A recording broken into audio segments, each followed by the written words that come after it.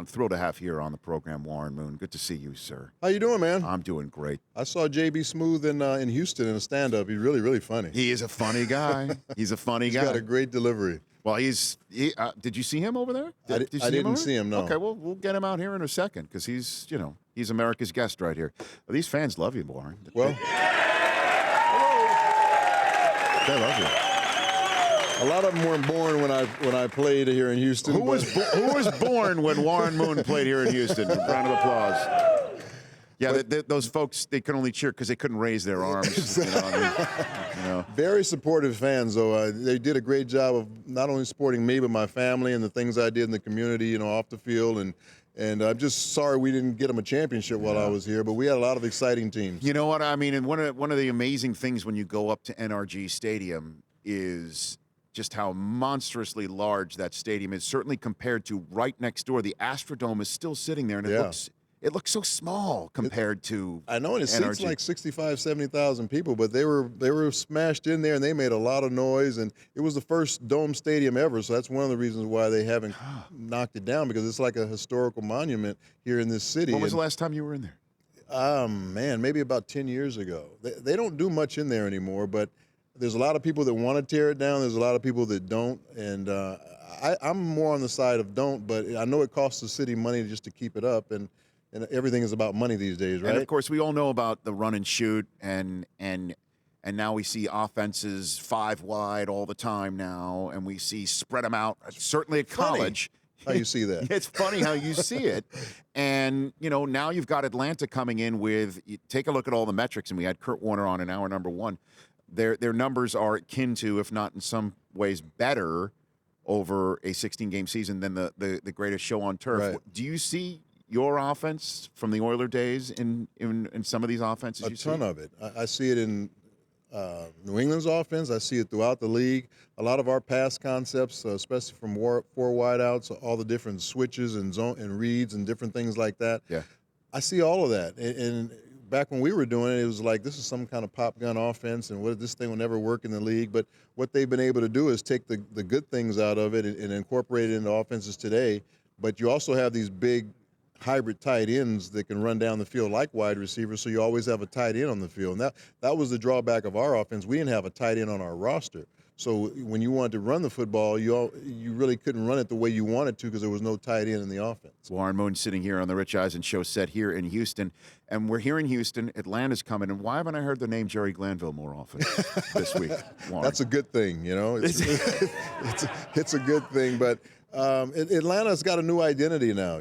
Dan Quinn is doing a great job. He's kind of brought that whole, not just the team, but that organization together with this brotherhood motto that they go by. And that team really seems to love one another. They seem to enjoy being around one another. Mm-hmm. And it's something I think he got from being in Seattle for those number of years that he was there as defensive coordinator. He saw how close that football team was, and it took them to a championship. And he's kind of doing the same thing there in Atlanta. Well, I mean, we've been here now. This is our 6th hour of a 15-hour week. Haven't heard many people pounding the table saying Atlanta's going to win. LaDainian Tomlinson was here at the end of the show yesterday and thinks they're going to win. Flat out said it. What do you think? I think if it's a high-scoring game, Atlanta wins because they're in an offensive rhythm right now that I just haven't seen in a while. The way they're moving the football to so many different people. They talk about Bill Belichick knows how to take away your best offensive weapons and that type of thing. Who is their best offensive weapon? Of course, Julio Jones is the name that steps out there, but I've seen games where he's caught 2 balls and they still scored 35 points because they have so many people that he's spreading the ball around to. And Matt's doing a great job of not only going to his first and second read, he's going third and fourth read. And those running backs, when you get them in space and he throws them the football outside the backfield, they make huge plays, too. So they make you defend the whole football field, Atlanta's offense. Well, I mean, one of those games you could easily say was the divisional playoff victory over Seattle that you were in the building for because you call Seahawks games. If fill in the blank here, I don't usually do this, but this is a direct way of asking the question. The Seattle Seahawks are not here because? Inconsistency and injuries. A lot of injuries, key injuries down the stretch. They lose Tyler Lockett. They lose Earl Thomas. They played without a lot of their key guys down the stretch of the season, and then their offensive line was very young and very inexperienced, so they were kind of inconsistent. So I think those are the reasons. There was also an article, I forget who, I shouldn't be bringing it up when I don't know exactly the columnist who wrote it, but I did see it in the local Seattle newspaper, calling the team unlikable now.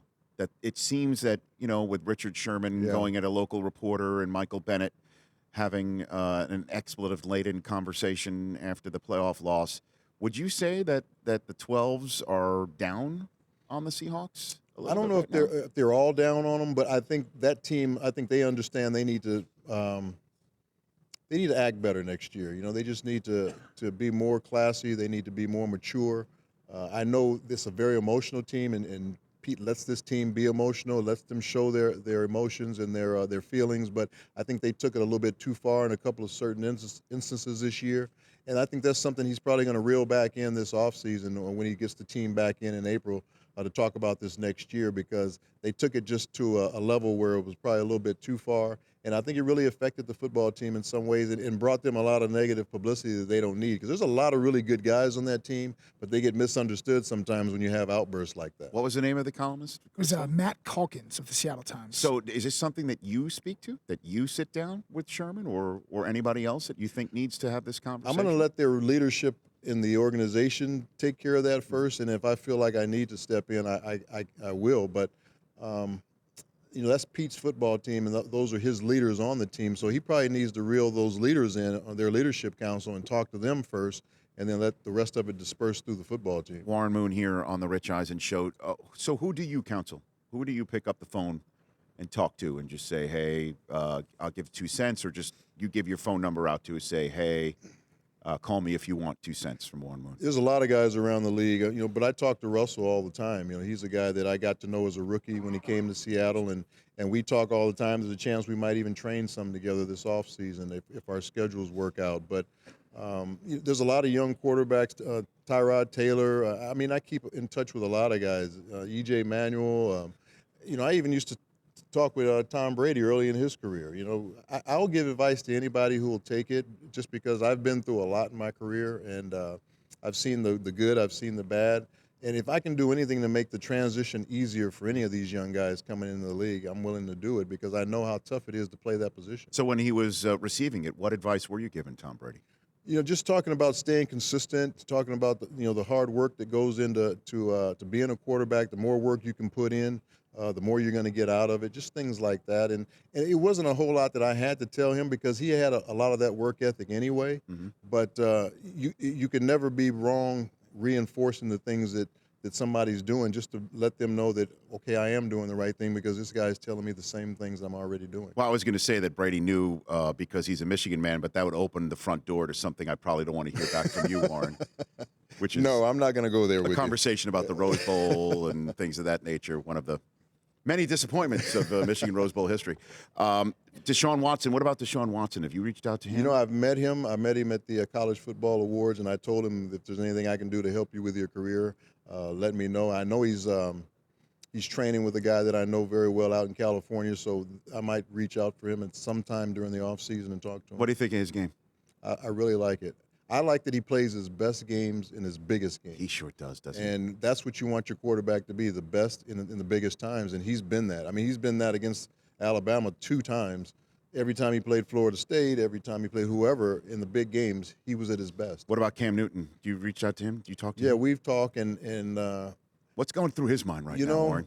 Cam is kind of his own guy, as you can tell, and he's got a way that he wants to do things that he thinks will work. Cam is a great kid. He's a great person. He's a very caring person. He comes from a really good family, but he's a little flamboyant, and he's a very emotional guy. He wears his emotions on his sleeve. So if he can reel those things in and just kind of be a little bit more under control from time to time, and I think he's doing that. I think I see signs of that. He's going to be fine. He's a tremendous talent, and we've already seen that. He's already won a MVP, and he's been to a Super Bowl. So we know he can play the game. He's just got to refine a few things in his personality, and he'll be fine. Do you think refs are not officiating him properly? I do. I really do. You just look at some of the hits. You can't cover your eyes up for some of those hits that he takes. I mean, it's unbelievable some of the shots that he takes and doesn't get flags for. But I think a lot of it's because he's so big and strong, and they probably feel like, well, that hit didn't hurt him. It might have hurt another guy because his body probably like torqued more than right. his It doesn't body does. look as violent exactly. on him when he's receiving. But that doesn't matter. As a quarterback, if you're hitting the head or if you're hitting your knees, a flag should be thrown. But how does no that matter how big you are? How does that affect him?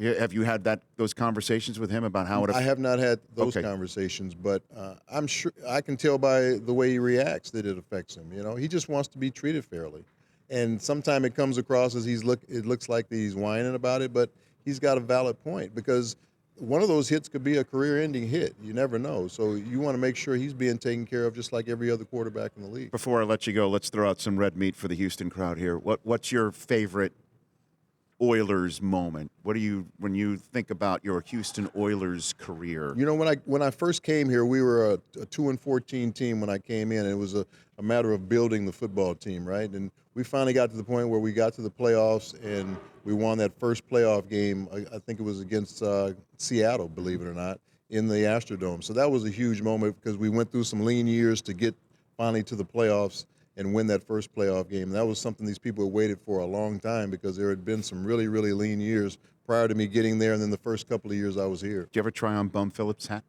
No. No, but Bum was a really good friend of mine. I really loved the man. He was part. I had a TV show at that time when I was in town, and he had a segment on the show. Come on now. So I saw him every week. The Warren Moon Show. Yes, it was. With a segment with Bum Phillips. Yes, we did. That's got to live on YouTube somewhere, right? We got to find that. I'm sure you can find it. And what were those segments like? Were you the host of it and just Q&A with your coach? Me and Gifford Nielsen were the host and co-host, and then Bum had a segment where he came in and talked about the different things that went on throughout the league that week. Right. And then I noticed you just didn't even respond to Jerry Glanville's name being mentioned. No. Great X&O coach, but a little bit too much into himself. Not for long. Right? So there will not be a ticket left for Elvis here at Super Bowl 51, Well, in other I words. hope not. Warren, I love you, man. I love having you on, and I'll see you back in Los Angeles. All right, I'd love Rich. to have you on anytime, please. You know I'm always available for you. Great, I will do that. Warren Moon, everybody, right here in Houston. The Rich Eisen Show, weekdays at noon Eastern on Audience.